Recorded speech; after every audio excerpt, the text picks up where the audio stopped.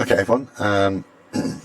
So we have a couple of VEAs, very early away goals here, and I'm just going to show you kind of how I approach them. Some people look for over 3.5 goals at a certain price. Already we can see that this Vestre game here is quite high, considering there's only 7 minutes gone. First thing I do on a VA is look at first half goal opportunities, and it's very simply done by just hovering over the blue strategy alert there, and you'll see that in this game that's a 74.32% chance of a first half goal before half time, at the time the goal was scored. And if we go down and hover over the other one, we'll see that's quite high there, 77.19 in Austria. So if you remember what I said basically about betting with value, especially on first half goals, the first thing I'll do then is go and look at, I'll call that up even, you can just do the TSS here, call up the games, and you want to be making sure that's set to 0 to 5 because it's been a very early goal. And the first thing I do is go to 29 minutes, and I'm going to look for a percentage over 50. So just coming down here, we can quickly see we're slightly under that at 29 minutes.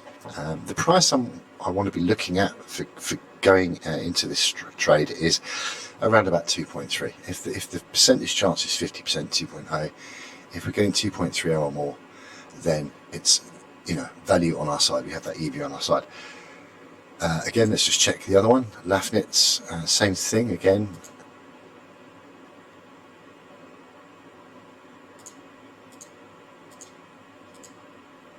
We usually really get interested if we get 29 minutes or so, but what I'm going to show you is something you can do depending on how the odds are moving, and it might happen in this, is it Iceland game? Yeah.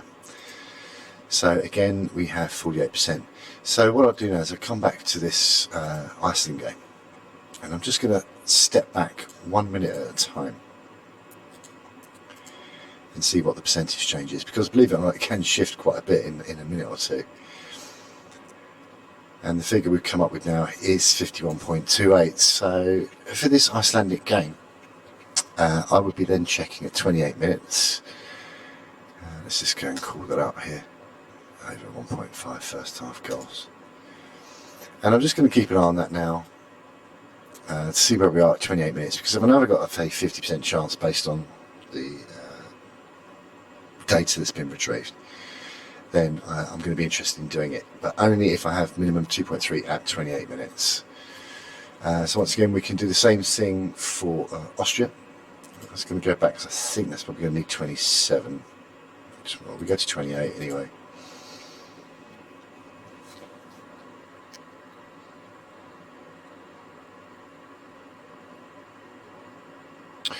.02, so we're looking at 27 minutes there. Of course, obviously, gradually, the further you go back in minutes, the less the odds will be. So you need to bear that in mind. Really, you could set yourself a target of just 29 minutes, and I'm going to show you a way to do this in the second half as well, looking at goals up to like 55 minutes and what the effect is with the odds. So we've got 2 lined up. I'm just going to make a note of them, just to highlight them so I know where they are, and we'll come back to that in. We'll come back to that at 27, 28 minutes to see where we are with the odds. Okay, so here we are back later on in the second half. As you can see, firstly I always go by the minutes on the GSA clocks, not the Betfair ones. Sometimes they're correct, other times they're out. They're never a reliable source for minutes played in a match.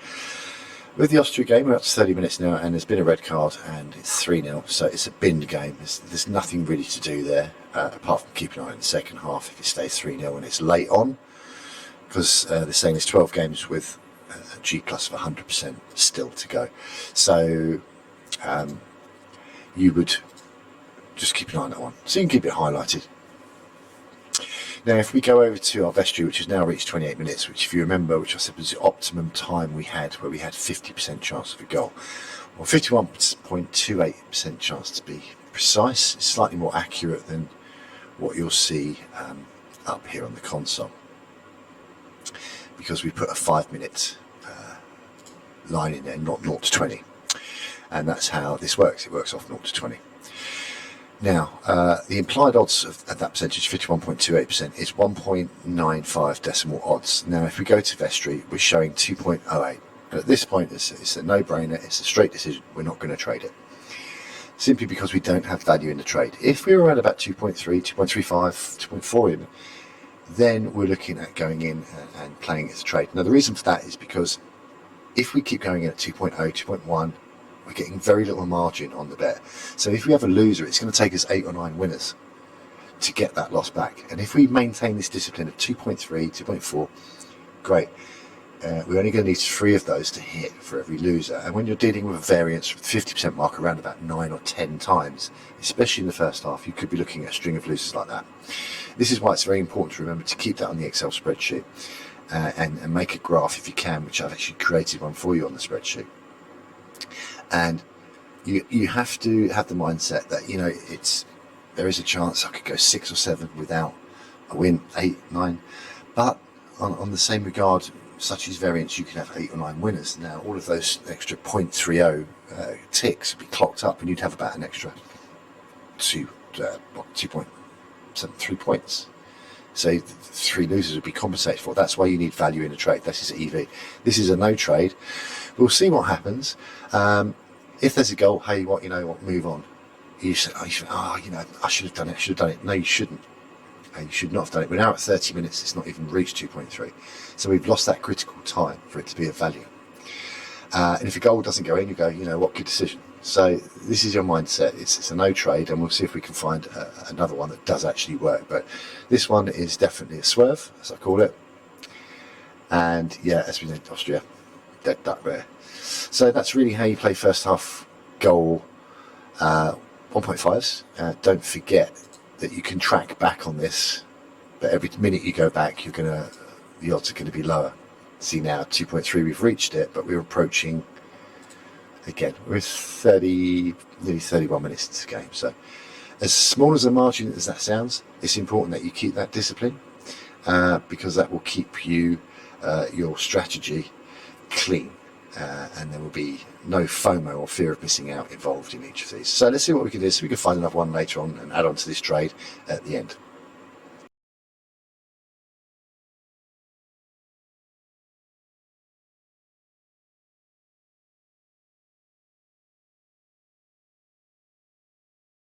Okay, I'm just going to take you back to a trade on Tromsø that's been a winner. I did advise in the room here, first half goal.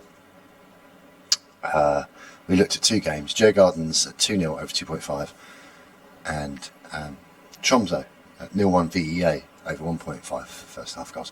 Both had a 50% chance. Djurgården's was slightly early on, 28, but we had a 29 for the Swedish game.